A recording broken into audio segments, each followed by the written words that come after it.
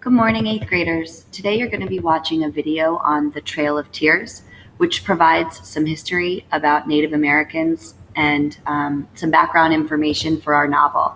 While you're watching, keep in mind that we are reading a novel about a modern Native American living on a reservation. And I want you to be thinking about how the historical background that you're watching here affects his life and his family's life on the reservation.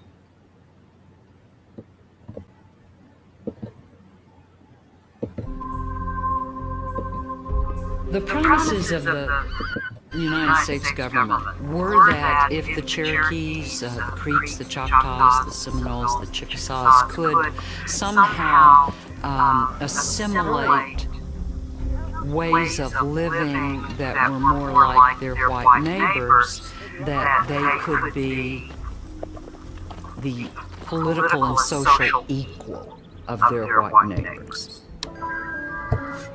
Literally, Thomas Jefferson once assured the Indian leaders in a speech that he believed they could become the equal of white people.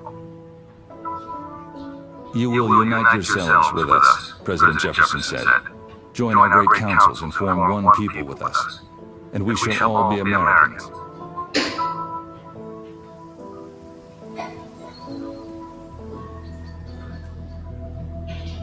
But the end of the 1820s saw the first stirring of a populist political movement that sent tremors through Indian lands all over the East. This hard-edged new movement found voice in Andrew Jackson. In his first address to Congress, President Jackson announced his intention to do as his voters pleased, which is to say rid the East of the Indian tribes once and for all. The Indian removal bill was Jackson's first priority once he was in office. It did reflect a fundamental shift in the way that America was beginning to define itself. The thinking of the day becomes more racist, that the Cherokees are inferior and cannot be like the whites.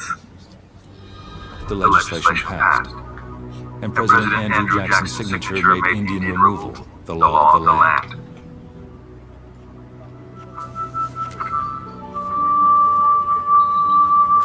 The people are told they have 2 years to remove themselves peacefully, with support from the federal government, supply them and make sure that they get their payments. And only a handful of people leave. They continue planting their fields and making improvements on the farms. That was their land. They were going to leave.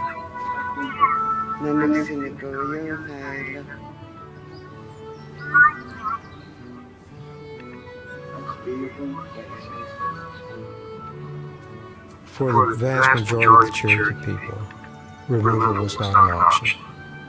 It just was not. They couldn't comprehend removal.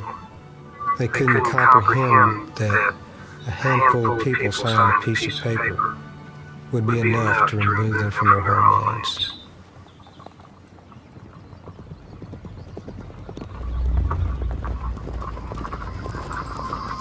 On the morning of May 26, 1838, 3 days after the removal deadline, federal troops and state militia began what they called the Assembly of the Cherokee people. Everything that wasn't actually on the person now belonged to the state. And they were forced out into yards and all onto the roads with whatever they had on their back. It was early December before the final group began the 850-mile trip. By then, the long line of Cherokee travelers stretched from Illinois into Kentucky, unbroken in places for 3 miles.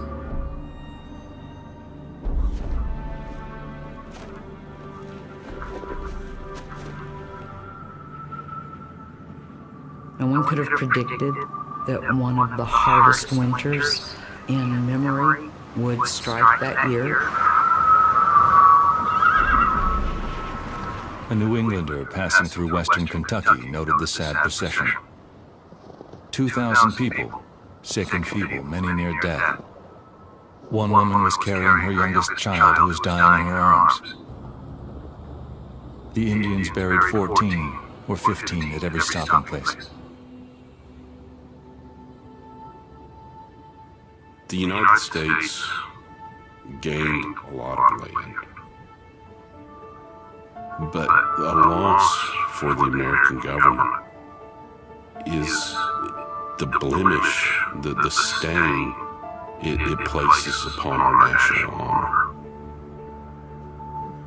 What we did in the 1830s to the southeastern Indians, it's ethnic cleansing.